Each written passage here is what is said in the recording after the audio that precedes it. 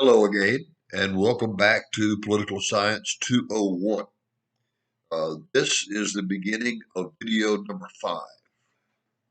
Now, we had we talked about the makeup of the delegates to the Constitutional Convention, the number of delegates, the background of some of the leaders of the convention itself. So let's continue talking about the convention, but let's sort of swap our focus onto the political philosophy of that was shared by many of the delegates there at the Constitutional Convention in 1787. Of course, whenever you get any group of people together, there can almost never be total agreement. And that was the case at the Constitutional Convention. But in certain areas, there was agreement. And let me give you uh, these areas where generally agreement occurred. There are one, two, three, four, five, six things I'd like to share with you. Number one, they agreed that government derived its power from the consent of the governed, that the people would be the most important political faction. Not a king, not a queen, uh, not a pope, not uh, elites, not the wealthy, not the influential, but the people. And the government would derive its power from the consent of the people, which means that the people would decide what kind of government they would have. All right, the consent of the governed. Number two, they agreed that society must be protected from the tyranny of the majority. Now, let's talk about this for a little bit because this whole idea of the majority rule is very confusing to a lot of folks. If I were to walk outside Fair Hall today and just randomly pick people who are walking across the campus and ask them uh, a simple question: what determines winners and losers in political races? I suspect that a lot of people would tell me that the person who gets the majority of the votes wins. Now, we know that that's not necessarily true, especially when it comes to electing presidents of the United States. But in most other political arenas, that is true. The guy who gets the most votes is the winner. Now, unfortunately, in some countries, it can be very dangerous to be on the losing side of a political issue. Sometimes, literally, being on the wrong side of a political issue can get you stood up against a wall and shot. Well, fortunately, we don't do that to our political losers in the United States. As a matter of fact, we tend to protect them from such activities.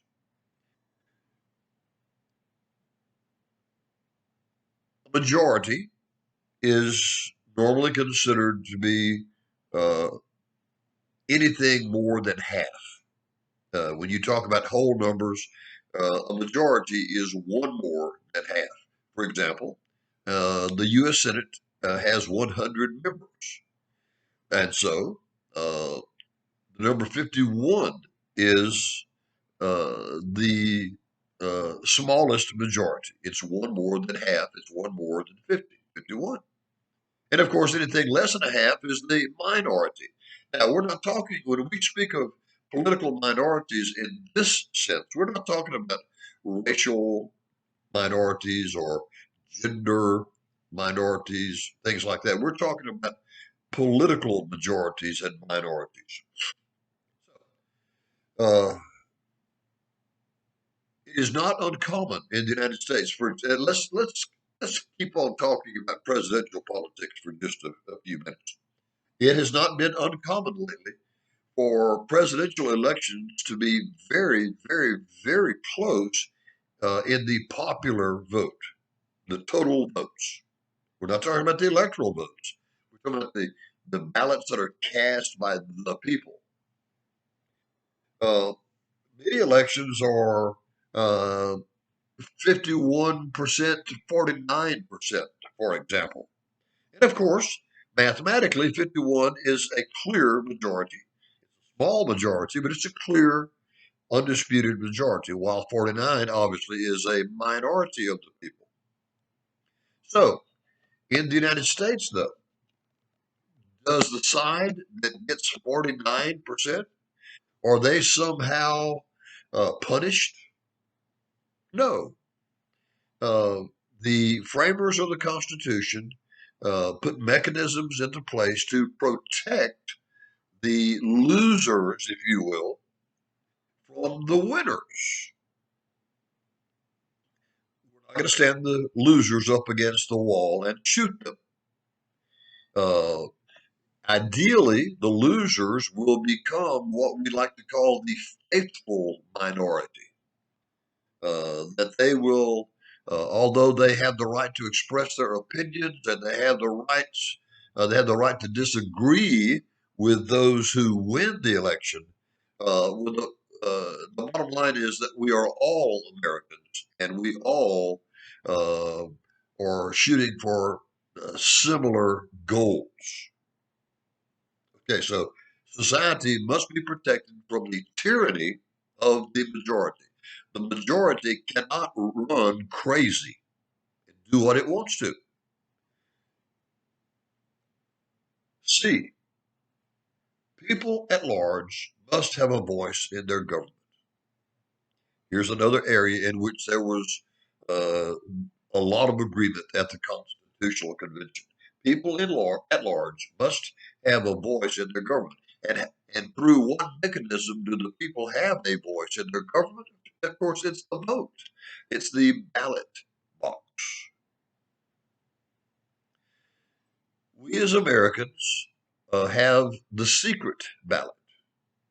Uh, it has not always been that way, though. And this quite often surprises my students when I tell them so.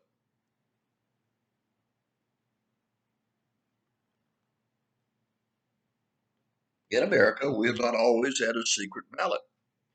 Uh, Up until the late 1800s, when an American citizen went to the polls to vote, when it came their time to vote, they would stand up, they would walk over to the table where the election officials were sitting, and they would, in a very clear voice, announce to God and everybody how they voted.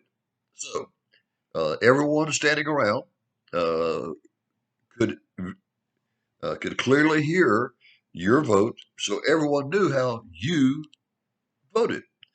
And quite often, or at least the possibility existed that maybe your boss was in that crowd that was sort of hanging around. And he supported one candidate, and you walked in and you voted and you supported another candidate. There was a real chance, at least in theory, that when you went to work Monday morning, you might not have a job because your boss might have fired you over the weekend because uh, your politics didn't agree with his politics. But nevertheless, we have a voice in our government, and that voice is heard through the election process. D. Checks and balances must be provided to prevent domination by any one group. Now, we're going to go into this in a lot of detail later on, but right now, let me simply tell you this. No, we have a three-branched government: the executive branch, the legislative branch, and the judicial branch. And there are rules that are in place to prevent any one of those branches from becoming too powerful and overpowering one or both of the other branches. For example, this is the way it works. This is one of the ways that it works. The Congress cannot do whatever it wants to do because when the Congress creates a bill, before that bill can become a law, it has to go to the president, and the president has the power to either approve the bill and turn it into law by signing it, or he can veto the bill and keep it from becoming a law. So the executive branch has a check on the legislative branch. But in turn, the legislative branch has a check on the president as well. Okay, let's take our story. So the bill has been sent to the president, and the president vetoes it. He has checked the legislature. But the Constitution very clearly says that whenever, in every case, when the president vetoes a bill, he must send it back to the Congress. And he must let the Congress know why he vetoed the bill. And the Congress has the power to what the Constitution refers to as reconsidering the bill. Uh, the Congress can't change a bill once it's vetoed. But what they can do is re-vote on it. And if the Congress can get a two-thirds majority in the House and in the Senate, the Congress can override a presidential veto. So uh, the Congress also has a check on the president. Now, by the way, overriding a presidential veto doesn't happen very often. It's rather rare because in order to get a two-thirds majority, members of both parties have to agree to get together. But it is possible, even though it is rare. Also, the federal courts have a check on the Congress. The Congress can create a bill, send it to the president. He approves it. It goes into effect, and then a little bit later down the road, the someone will bring a lawsuit uh, challenging the constitutionality of that law that was just created, and the Supreme Court has the power to overturn a law that was approved of by the Congress and by the president. So you can see that there are mechanisms in place to prevent one branch of the government from becoming so powerful that it neutralizes another branch or even both branches.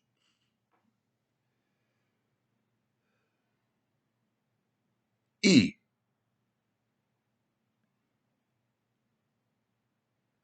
Most of the people at the Constitutional Convention agreed that a strong central government was necessary.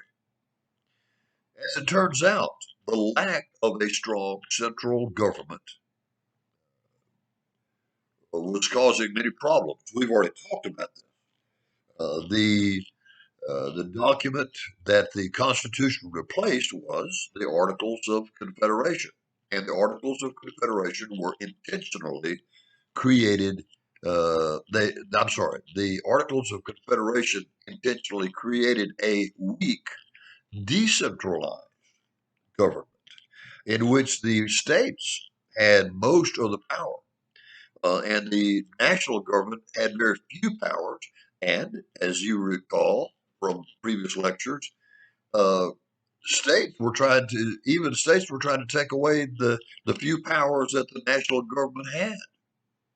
Remember the story about John Adams in England?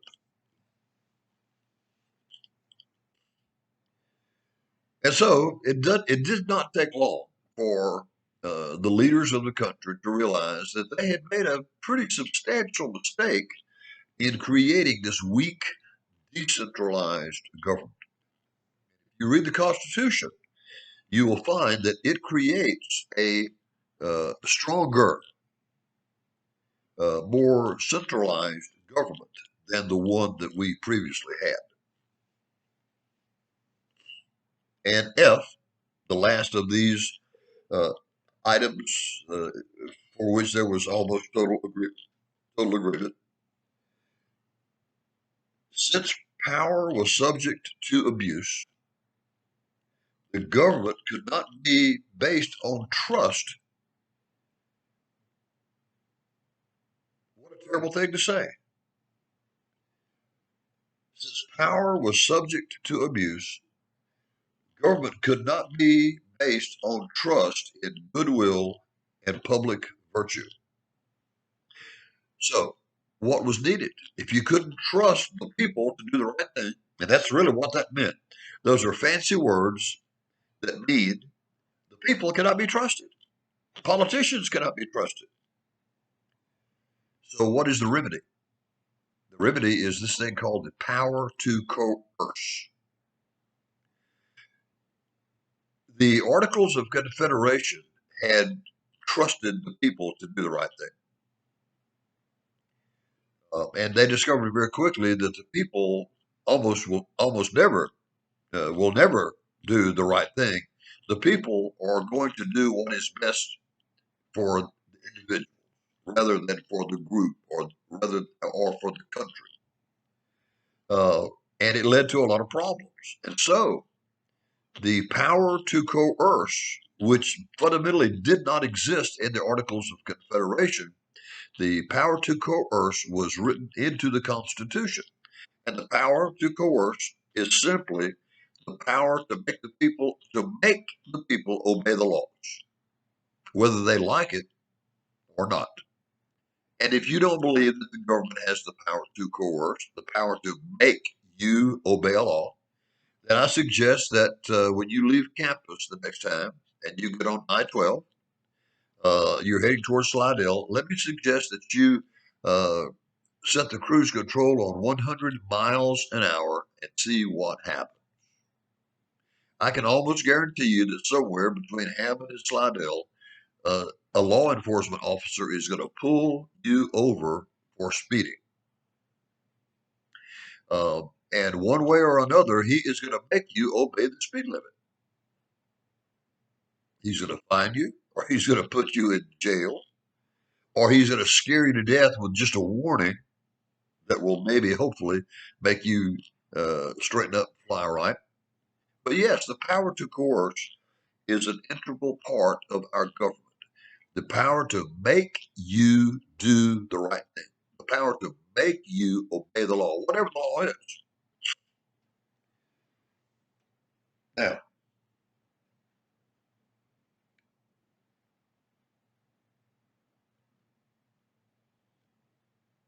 let's remember what the original purpose of the Constitutional Convention was. It was to it was to repair the shortcomings of the Articles of Confederation. That was the permission. But remember when Hamilton stood up at Annapolis meeting and said, let's petition the Articles of Confederation for permission to fix the Articles of Confederation themselves. And the Articles of Confederation Congress gave their approval. So, and the result was what we now call the Constitutional Convention. Uh, the Articles of Confederation Congress did not give permission to throw away the Articles of Confederation. Their goal was to fix the shortcomings of the Articles of Confederation. But we're going to discover that it really the Constitutional Convention had not been in place very long before the delegates generally agreed that the Articles of Confederation were so weak that they couldn't be fixed, and therefore they would need to be replaced. So we're going to throw out the Articles of Confederation, and we're going to replace it with a new document. And of course, that new document is what we now call the Constitution. The problem was that all Americans knew what the purpose of the Philadelphia meeting was, and it was to fix the articles. Ooh, that presents a serious problem because the delegates have already decided not to fix them. They've decided to throw them away. And to keep the people from getting upset with the delegates, the Constitutional Convention agreed to conduct its proceedings in secret. So, from the spring of 1787, into the late summer of 1787, that's when the convention met. Nobody knew what was happening inside those closed doors because the delegates had sworn among themselves to keep it secret. And nobody spilled the beans. Nobody went to the newspapers and said, "Oh my, have you heard the word? Uh, our real job is to fix the articles, but we're going to throw the articles away and we're going to create." No, no one did that because they had agreed among themselves. They had given their word to keep it a secret. Most of what we know now about what happened behind those closed doors in Philadelphia came from the diary or the notes of James Madison.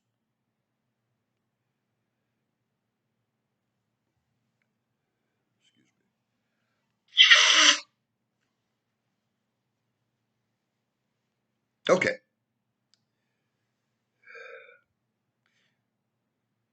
James Madison was the best political philosopher at the Constitutional Convention. There was no doubt about it. We know that now. The delegates at the time the convention was going on realized that as well. Everyone had a very high opinion of James Madison, even though he was a young man. Uh, Madison arrives in Philadelphia early, before the convention actually starts, and he works on a presentation that he plans to present to the Constitutional Convention once it uh, uh, is working. He has his own idea of the form that the government should take. And because Madison was from Virginia, we have always called Madison's plan the Virginia plan. And as it turned out, much of what the Virginia plan contained did successfully find its way into our present day Constitution. For example, Madison suggested a three-branched government. And let me remind you that the Articles of Confederation only had one branch of government, and that was the legislative branch. It was a unicameral government. But what Madison is proposing is three branches: executive branch, legislative branch, and judicial branch. Now, he did not invent this out of the thin air. Many of the states of the Union, many of the 13 states that existed at that time, had uh, a three-branched government. So Madison didn't have to look far to find an example or a model for this three-branched government. The government that the Virginia plan would have created was truly a national government uh, whose laws would be binding on every state and every citizen.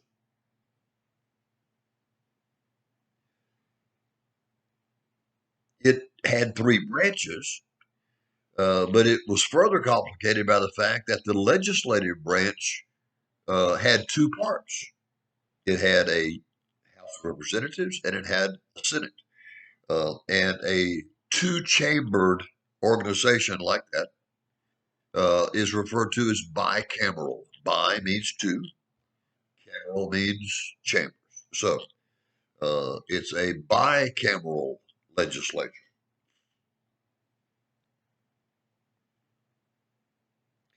Now, there was an opposing plan, and it was presented by a man from the state of New Jersey by the name of William Patterson.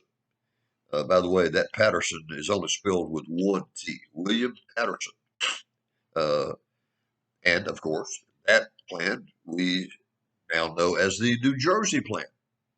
Now, what would the New Jersey plan have done? Well, uh, it would have, honestly, it would have satisfied the directive of the Articles of Confederation Congress much more closely than Madison's Virginia plan. Please remember, once again, what were the orders given by the Articles of Confederation Congress? It was not to throw away the Articles, but to fix them, to repair its weaknesses. And the New Jersey plan would probably have satisfied that directive. For example, the New Jersey plan maintained the unicameral legislature. In other words, there would still be no executive branch and no judicial branch. There would still only be a legislative branch. But what the New Jersey plan did that was needed, it gave the Congress the power to not only create tax, it gave Congress the power to collect the tax. And if you held a gun to my head and demanded that I give my opinion on what was the largest shortcoming of the old Articles of Confederation, I would say its lack of the power to coerce, which we discussed just a few moments ago. Lack of the power to make people obey the laws. Well, taxes was a perfect example. The Articles of Confederation, Congress had the power to create a tax and had no power to collect it. People paid their taxes on the honor system. If they had the money, they sent it in. If they didn't have the money, so what? There was no penalty.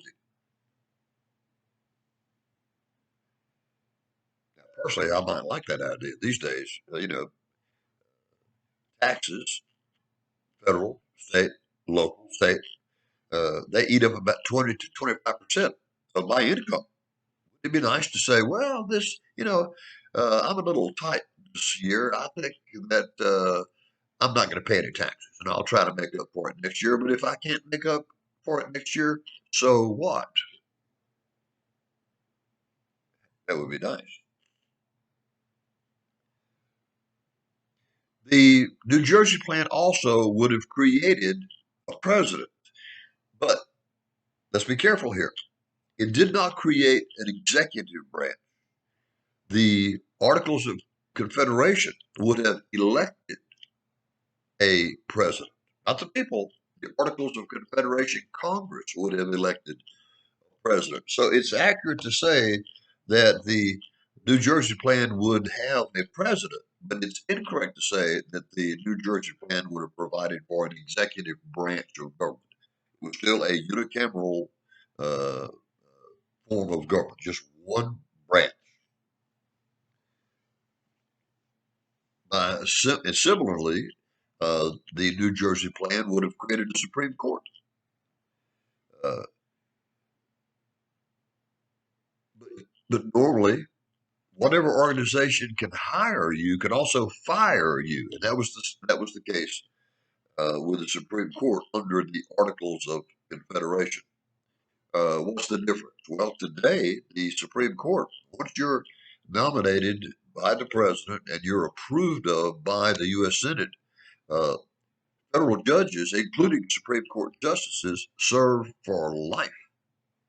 Nobody can fire them unless they do something that is so terrible that it'll get them impeached. But that's only happened once in our nation's history. The choices between the two plans, the choices between the Virginia plan and the New Jersey plan, was really a choice between amending the Articles of Confederation or creating an entirely new document and a new kind of government. That was the choice.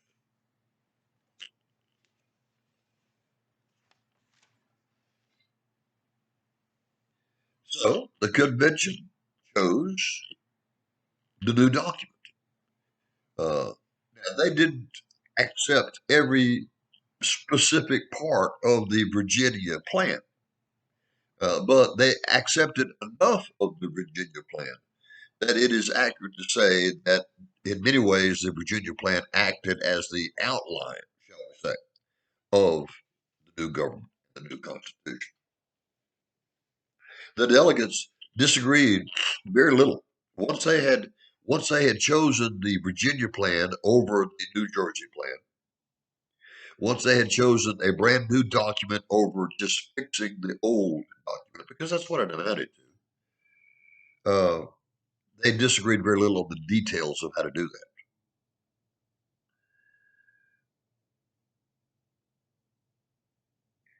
And based on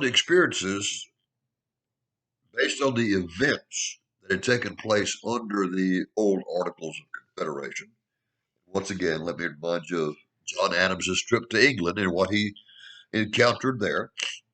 Uh, the states under the Constitution would be denied certain powers. There were certain things that the states could not do. For example, they couldn't print or coin money. They could not make treaties. They couldn't create tariffs. And a tariff is a special tax that is charged on goods coming in from another country.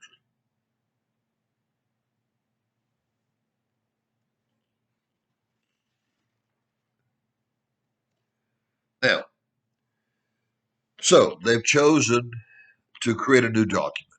That's why we call it the Constitutional Convention instead of the Fix the Articles of Confederation Convention.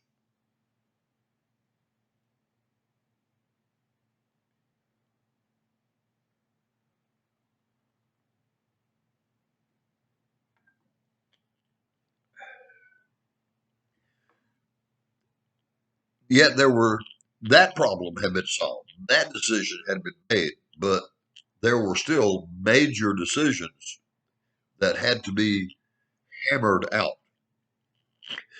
Quite often, uh, uh, the differences of opinion were so great that the convention was actually threatened with destruction if compromises had not been at the last minute put into place.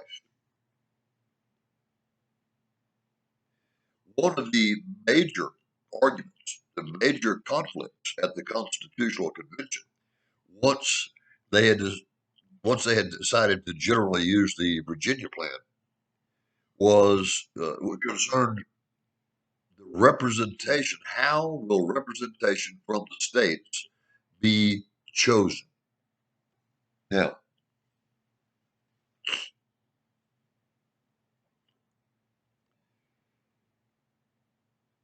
James Madison in the Virginia plan has suggested that uh, the more the higher a state's population, the more delegates that state would have in both the House of Representatives and in the U.S. Senate.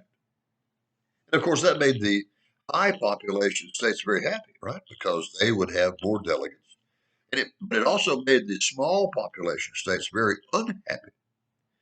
What were some of the large population states at that time? Well, there was Virginia, Massachusetts, Pennsylvania. Those were the high population states.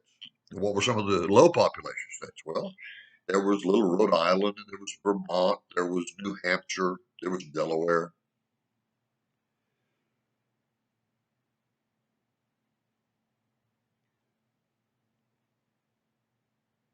The large population states uh,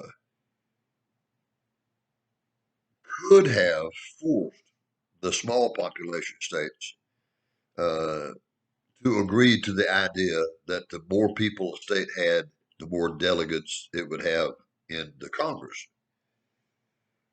But the small states began to raise sand. They dug in their heels. They resisted being forced to agree to that because they knew that if they one time agreed to this, that forevermore their political power would be reduced because those big states would always have more people and the smaller states would always have fewer people. And so it probably never would be uh, equitable for the small state. As a matter of fact, it got to the point where some of the small states were literally, legitimately threatening to withdraw from the Constitutional Convention. They were saying, why should we become a member, why should we become a part of a nation in which we are always going to be politically powerless? Because there are not as many people in my state as there are in some other state. At that point, a compromise was fashioned by a man by the name of Roger Sherman from the state of Connecticut. And we still refer to this as the Great Compromise because if this compromise had not been fashioned by Roger Sherman, there's a really good chance that the convention would have died right there. So, what was the great? What did the Great Compromise? Of what was it composed? Well, there were two main parts. Uh, one part said, remember, we've got uh, the legislative branch is one of the three branches of government, but we've also said that the legislative branch is composed of two chambers, the House of Representatives, pardon me, and the U.S. Senate. All right, the Great Compromise said that representation in the United States House of Representatives would, in fact, be based on population, which was Madison's original idea, right? In other words, the more people a state had, the more members of the U.S. House of Representatives that state would have. And you can see that that's, and by the way, I'll spoil the story for you. That was passed. It was approved of, and it explains why. Uh, the high population states like California and Texas and Florida and Ohio and New York, right? Those states have a lot more U.S. representatives in the House of Representatives than Louisiana, right? Or Mississippi or Vermont or Alaska or Wyoming. Those states, especially Alaska and Wyoming, there are more there are more elk in Wyoming than there are people, right? Now, the other part of the Great Compromise had to do with the U.S. Senate. Uh, the U.S. Senate representation in the U.S. Senate was not based at all on population. It was based strictly on equality. That part of the Great Compromise simply said that every state will have the same number of U.S. senators. It didn't matter how big the state was geographically. It didn't matter how big it was population-wise. Everybody had the same number, and that number, of course, is two. Each state has two U.S. senators. Now, let's think now of the consequences of the Great Compromise.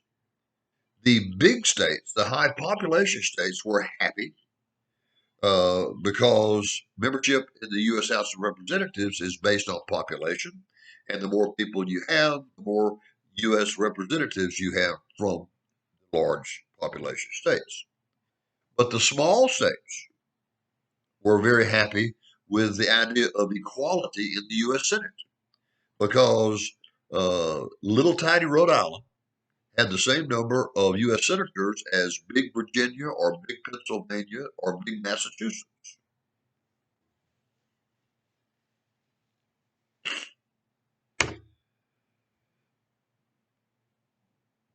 Now, there were other compromises that would have to be hammered out as well.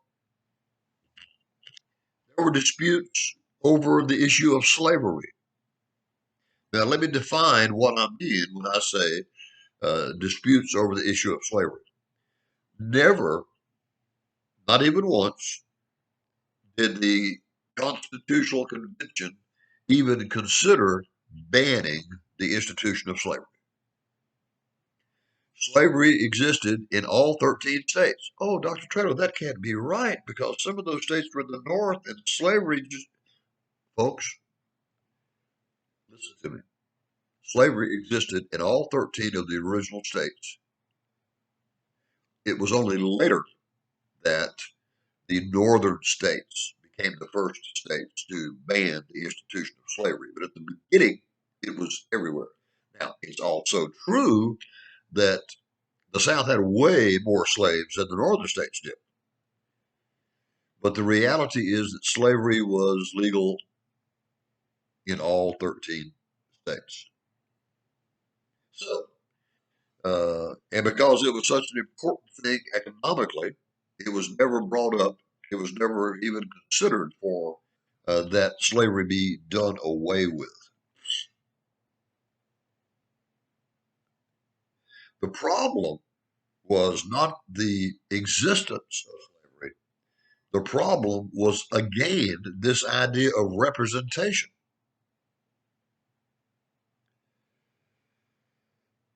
Since most of it is true that slaves lived in all 13 states, but it's also a fact that most of the slaves lived in the southern states. So it became very important for the southern states to have as many representatives in the U.S. House of Representatives as possible. So remember that part of that great compromise said that you count all the people, and then the number of representatives your state has is based on the population of your state. Well, how about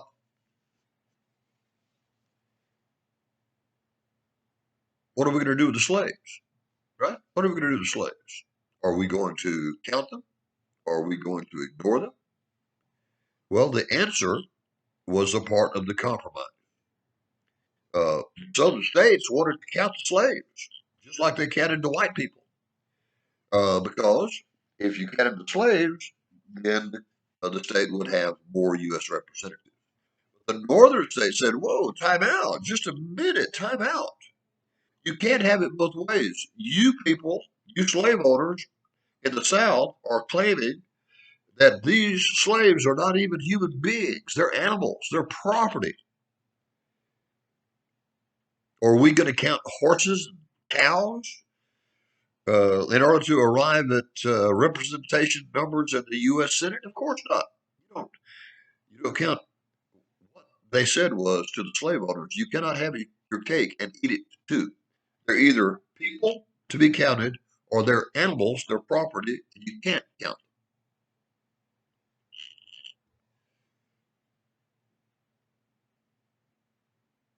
Well, a compromise obviously was needed here. And the compromise that was crafted was called the Three-Fifths Compromise.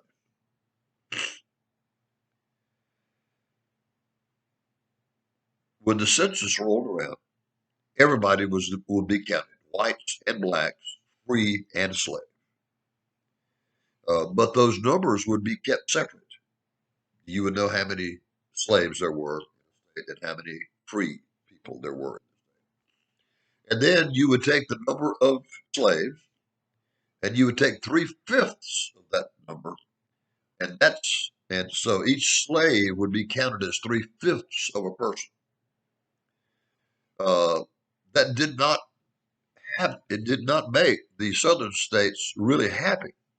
They would have preferred that all slaves be counted as whole people because that means that they would have had more representatives in the House of Representatives. But the southern states knew that they received 3/5. They better not push it because if they pushed it, uh, well, bad things might happen. Bad things for the South might happen, including maybe banning the institution of slavery altogether. So the 3/5 rule was put into place. The South was appreciative of the increased number of representatives in the House of Representatives that the 3/5 rule gave them, even though they always wished that the slaves had been counted as whole people, because that would have given them more representatives in the House of Representatives.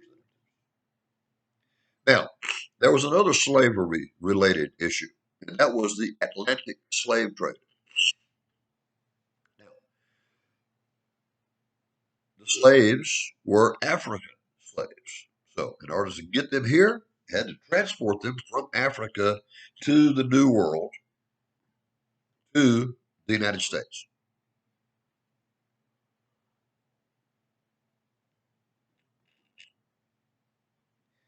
The African slave trade, that the process of, of catching those poor devils, loading them on that slave ship, sending them across the Atlantic Ocean to the Western Hemisphere, and enslaving them when they got here. It was a brutal process.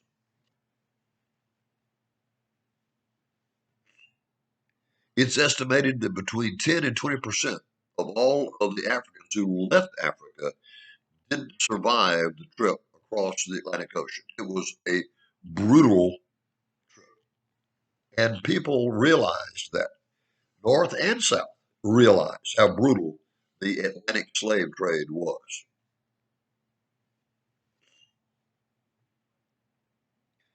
So, even though the institution of slavery itself was not banned at the Constitutional Convention, the Atlantic slave trade was banned, sort of. Uh, every part of the Constitution that was created at the Constitutional Convention went into effect immediately upon ratification of the document, with one exception.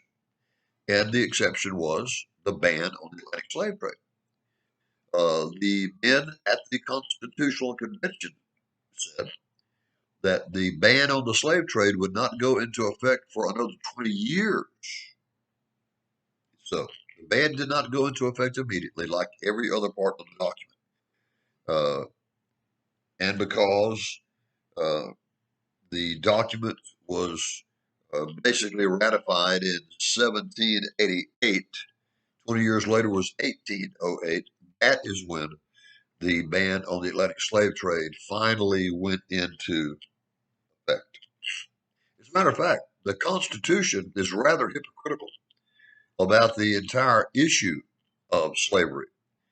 I tell my students in the original Constitution, now, not the amendments, but in the original Constitution that was created at the Constitutional Convention, I tell my students if you can find the word slave or slavery, I'll give you an A for the course.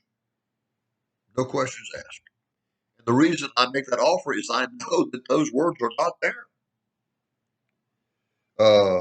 They talked about persons held to service of labor. They tap danced around that word, around the word slave, the words slave and slavery. Now, everybody knew what they were talking about when they talked about people who were held to service of labor. Uh, they were talking about slaves.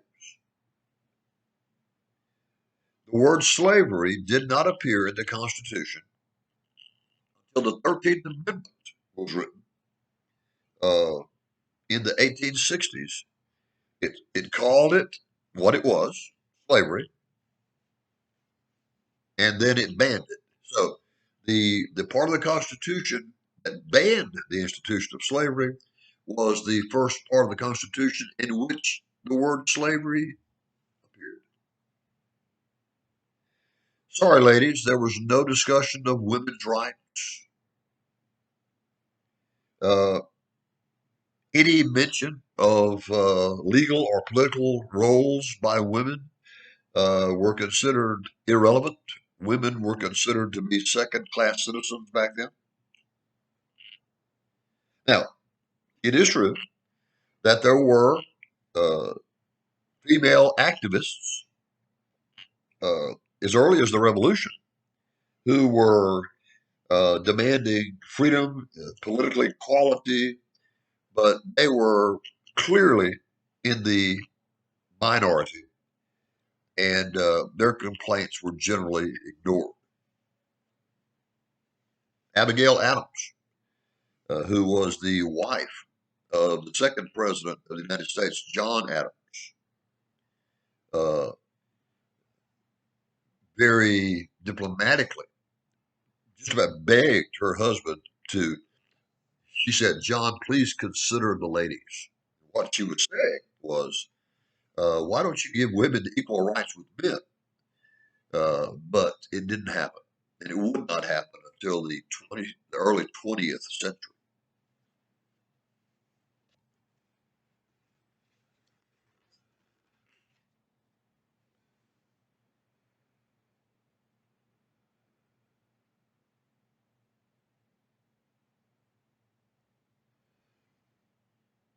We are going to discover when we dive into the content of the Constitution. It won't be very long before we do that. Probably, if not the next lecture, this is number 5 we're doing now, maybe 6, certainly by lecture 7, we will be examining the Constitution itself. And we'll discover, for example, that members of the House of Representatives serve for 2-year terms, while members of the Senate serve for 6-year terms. Presidents and vice presidents serve for 4-year terms. Members of and federal judges serve for life.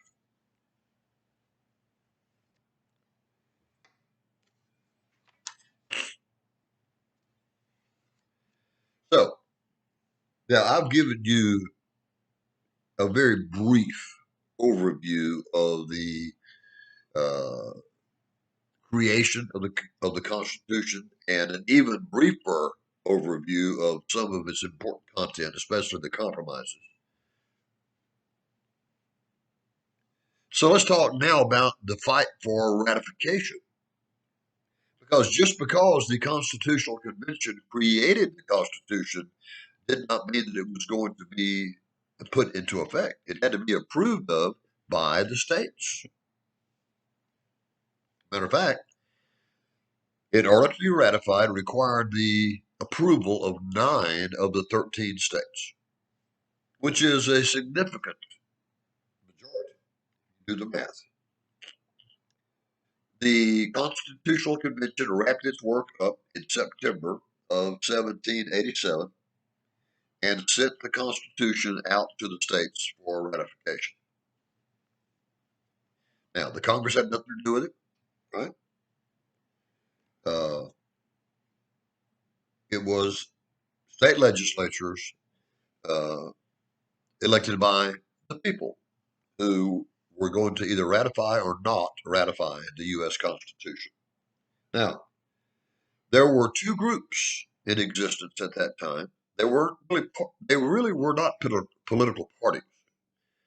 About the best we can say for them, they were factions. Right? They were not organized in any way. Uh, they sounded like political parties, but they really weren't. And those 2 factions, those 2 groups were, and they're easy to remember. One group was the Federalists, and the other group was the Anti-Federalists. So let's talk about the Federalists first.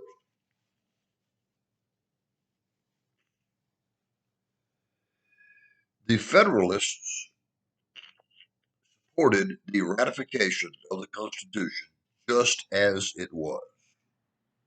Right? Uh, they were supporters of a stronger central government with much greater power than had been given to the Articles of Confederation Congress. The Federalists were well organized. Uh, they represented many of the well-educated people in society. Many of the Federalists tended to be city or at least town dwellers. They were probably a little bit more cosmopolitan, a little more suave and urbane, and well educated. Now, the Anti Federalists opposed ratification of the Constitution. And generally, there was one main reason why they opposed ratification.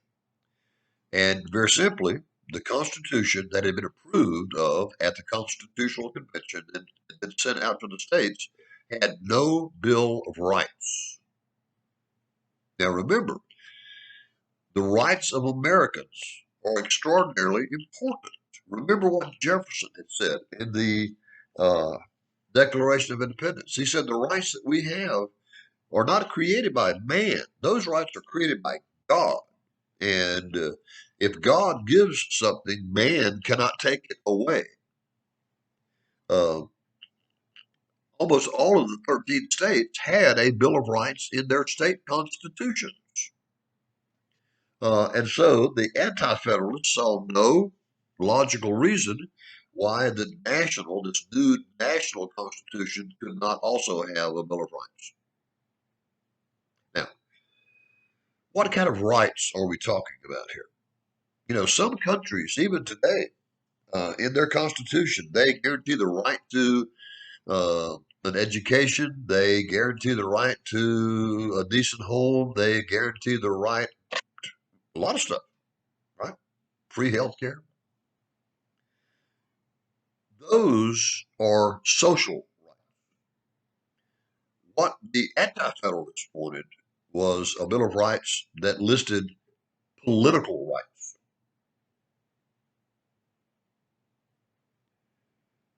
And when we get into the Constitution, we will talk more in depth about that. But I want to make you understand up front that the rights in our Bill of Rights are not social rights, they are political.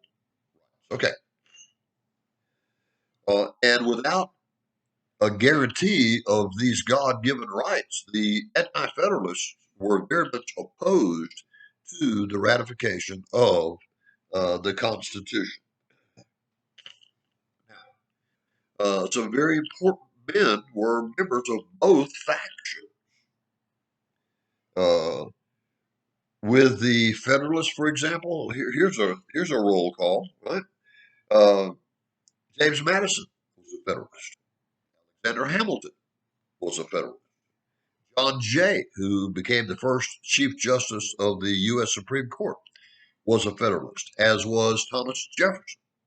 All were Federalists who ratified the Constitution as it was written without a Bill of Rights. Now, uh, the Anti-Federalists had equally famous members. Uh, uh, Richard Henry Lee, for example, was an anti-Federalist.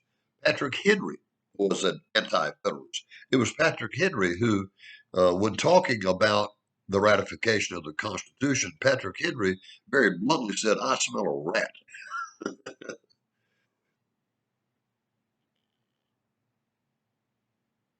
The Federalists realized that this was going to be a close call, that there was a legitimate chance that the Constitution would fail to be ratified because it did not contain a Bill of Rights. So the Federalists started a letter writing campaign. Remember the old circular letters that we talked about a few lectures ago? Well, they began to write this series of letters, these circular letters, and sent them to the editors of various newspapers nationwide. There were three men who were responsible for doing this.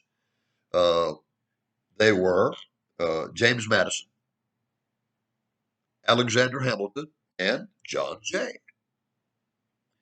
And those letters to the editor were later compiled into a book, and the book was entitled The Federalist, or sometimes called the Federalist Papers.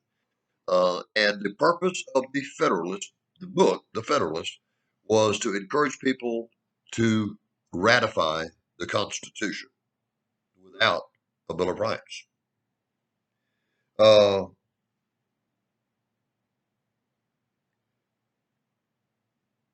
the Anti-Federalists won this argument, even though Madison and Hamilton and Jay argued eloquently for ratification. The Anti-Federalists were coming really close to being able to kill the Constitution, and the Federalists realized what was happening. And so, what they did in order to save the Constitution from destruction, they promised that as soon as the first session of Congress was seated, that among the first orders of business that would be conducted would be the creation of a Bill of Rights. And they kept their promise. And because the Anti-Federalists knew that they would keep their promise, these were honorable men, and honorable men keep their word, right? They dropped opposition generally, or at least dropped enough opposition to where the Constitution was in fact ratified.